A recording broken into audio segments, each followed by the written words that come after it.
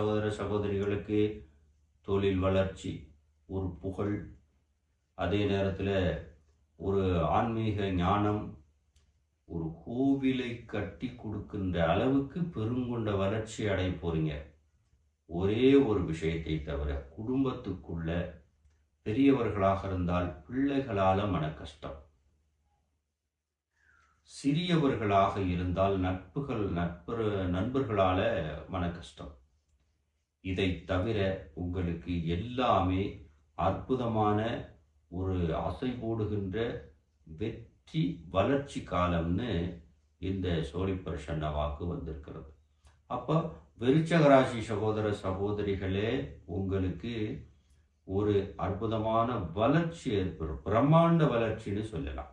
பிரம்மாண்டமான வளர்ச்சி உங்களுக்கு இந்த குரு பயிற்சி நாளில் இருந்து ஆரம்பிக்குது.